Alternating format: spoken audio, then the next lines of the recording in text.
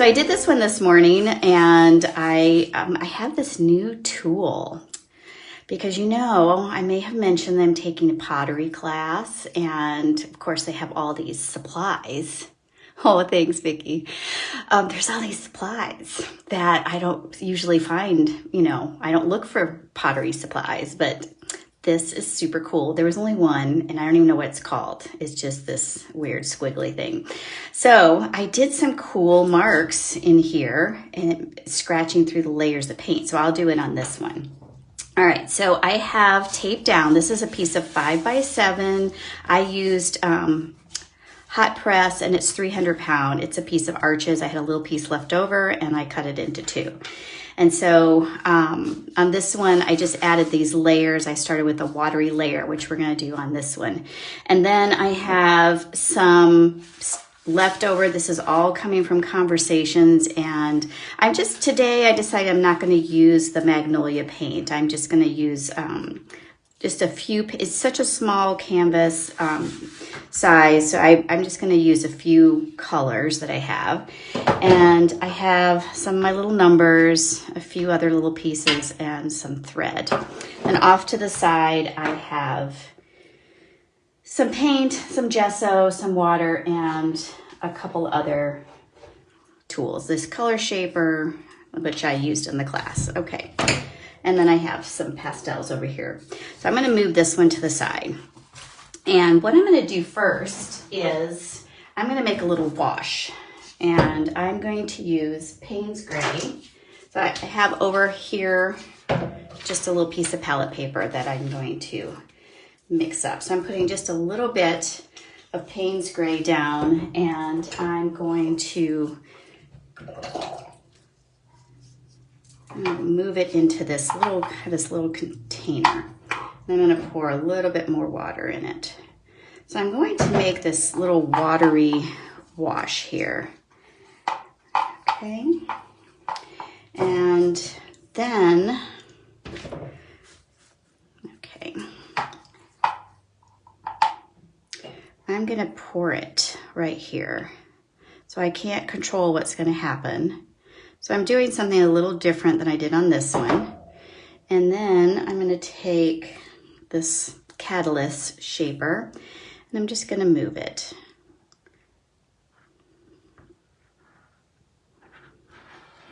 Kind of give it a little shape there. All right. So since this is small, I'm just going to, I put a lot here, and I think this one may be a little bit more minimal. So I'm going to kind of challenge myself with that and try, because I had a couple ideas for today. And now I have a little bit of olive green, and I'm not putting anything in it. It's just straight from the tube. And so I'm just going to kind of roll it through and just let it kind of do its thing.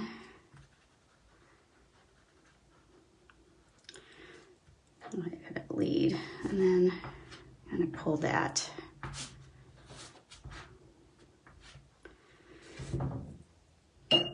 So I'm just experimenting, and this would be a fun way to like limit your palette. And it's kind of what I did with my Abstract Nest series. You know, I taped them all down, and then I just used a few colors and then added white. So now I have some green gold, and I'm gonna put it off to the side. And I'm just gonna dip my Catalyst right straight into the paint, and then kind of follow along with this green and just push it. So I have a little bit of another layer there, and it's kind of spraying into here, which is pretty. Okay, so now I get a little bit more. So now I'm taking a little of this watery mixture and kind of mixing it in, and a little bit more of the Payne's Gray. And I'm going to really deepen my Payne's Gray with a little olive green. So it's one shade darker, but it's more blue than it is green. All right. It's going to kind of follow a movement that I created here.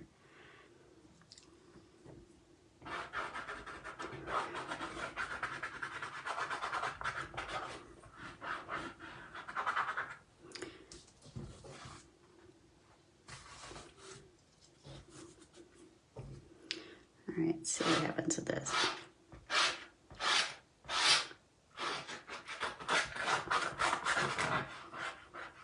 Okay, now I'm going to take a little bit of white gesso and, okay, oops, sorry about that. Yes, you have to get one of these silicone spatula thingies. And if you go to my art supply under resources, I think that this is in there and it's at Dick Blick. It's a catalyst. All right, so now I'm going to just kind of add this in and let it kind of work because it's so wet, and now I'm getting this kind of cool effect, which I like. Okay, what else do I have here?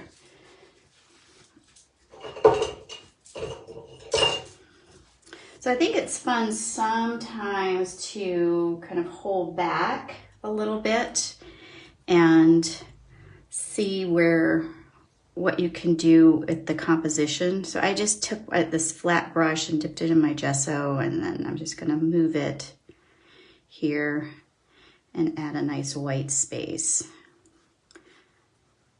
and build up some texture. And I like using this color shaper. So Lisa, this one is really one of my favorites, and I bought it, I think it was last summer. Was it last summer? Summer before last, yes. Summer before 2020. And we went to Asheville, North Carolina, and there is a Cheap Joe's there, and of course we had to go in. Oh, I like that. So I love how this kind of pushes the paint in an interesting way to add the layers. All right, and I'm gonna let this drip here. Let's see what happens.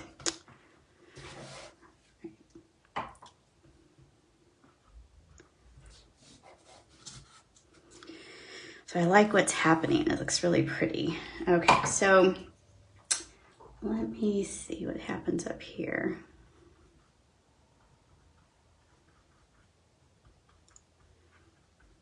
So sometimes when I'm painting, I like to, really add thick layers. And then sometimes I want to experiment with, just a more simple composition. And it may end up different in the end. I don't know, but I'm kind of being more restrained with this. And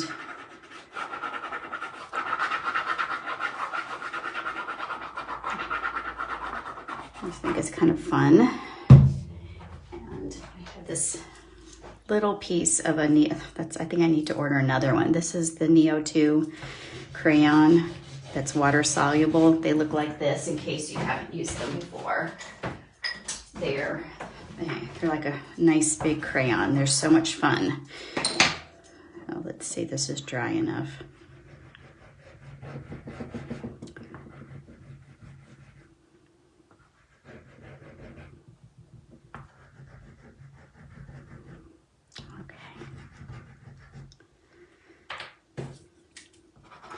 All right, what else do I have over here? I have some colored pencils, and this is still wet, so I don't know what's going to happen here. But I like moving the material around with other things. And so these are kind of waxy, so it's going to add just another interesting layer.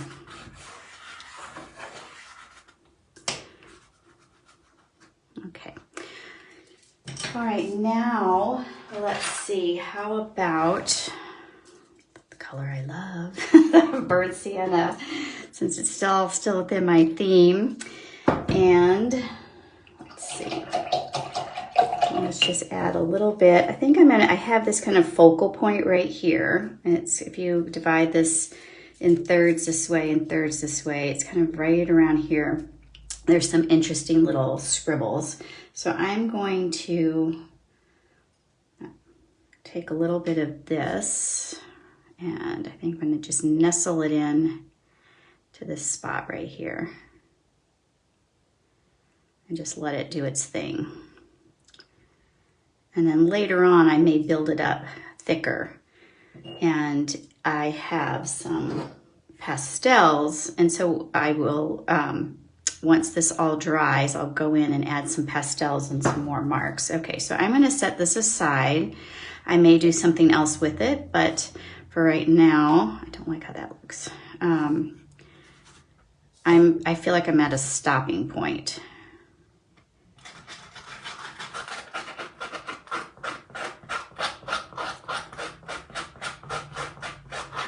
And see, every time I say that, I'm like, oh no, let me try something else. Okay, so what would be, I think, very fun would add a piece of collage paper first, then add your layers, and while it's still a little bit wet, kind of pull away scrape it. And you can use a skewer too. Skewer is always fun to scrape in with. All right, let me pull that up close so you can see it. So you see that those little marks are really interesting. So it's one of those things that you kind of go in and find it. But I like the white, and then it kind of brings my eye around. All right, so I'm gonna move this out of the way. Quite the mess here. All right. So now I'm going to address this one, and it's dry, and I had put some clear gesso on it. It's over here so you can see. So let's see, maybe I'll just bring in a little bit of the... So what I'm trying to do, and I think I talk about this in the class, is I have my base layers. I start off, more watery, and then start building them up and scraping away, and kind of keep moving and having layers over layers. And if there's something that I don't love, then I'm just gonna put more paint over it until I find it. And I kind of follow the feeling that I have. I mean, if I feel like, this really bothers me, it doesn't, but I like that, then I can go back in and I can make changes. This part right here, I just took my mechanical pencil and I went like this while the paint was wet. All right, so I'm gonna add a little bit of my pastel. So I have this very tiny touch of the burnt sienna. So I said it right that time. All right, let's just take a little along the edge here, which I like to do. And then I've got some green gold here.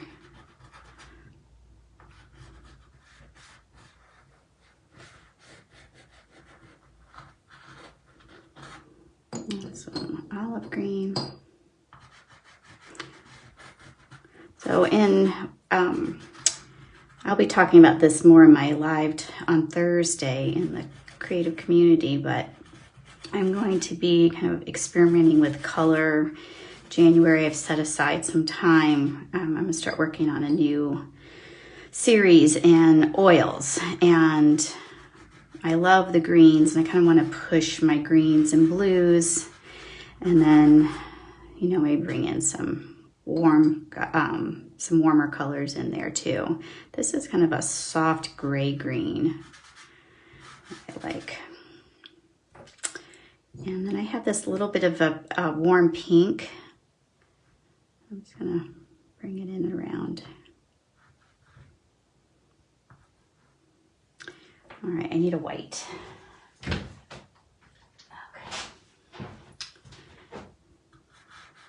That's the tape there. That happens to me sometimes. All right.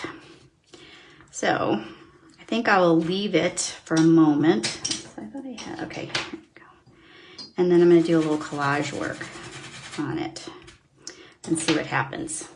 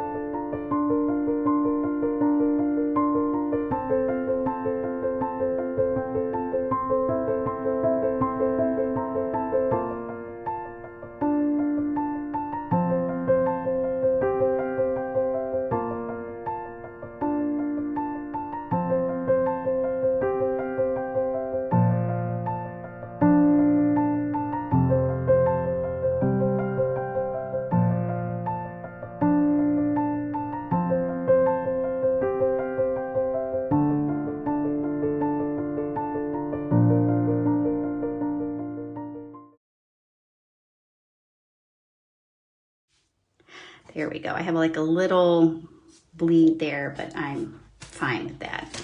Kind of like it. I think it's kind of cool looking. So if I want to unite these two, this is still wet, so I can't really do anything, but I'll give you an idea of what I was thinking about adding some collage to it, but I may just do something very, very simple to tie the two together, or maybe even just like a number and just bringing a number into it and a little piece of ephemera, somehow cut it down. So what I'll do is when I do finish it, I'll post it in the group, and I'm going to let it dry. So, you know, I think creating small abstracts like this it helps me, I know, just kind of figure out, you know, a process and what do I want. And, you know, when I make a lot of them, I don't really think of them as like an assembly line. I think of them more as theme and variation, and kind of expanding my ideas and allowing inspiration just to be there, experimenting and finding new ways of making marks and putting things down on paper. And do I want one to be more minimal? Do I want more of a texture? Do I want collage? And how's the collage gonna all kind of come together? So it's just something that I find kind of fun to do, and it's fun to do it in a small way. And let's see, I'm gonna hold it up for you so you can see it. But there we go. I really like these little marks here. I think there's some really beautiful things in here. And then this, even though it's like a small study, then I can go bigger and remember some of these things. I might even, I quite often will keep a journal or notebook and often do studies and then work on something maybe a little bit bigger. But I love this kind of watery look of this, but it definitely needs some more things. But I like this kind of the way the mark comes around and there's this place to rest your eye. So I think when it's finished, it might be really nice.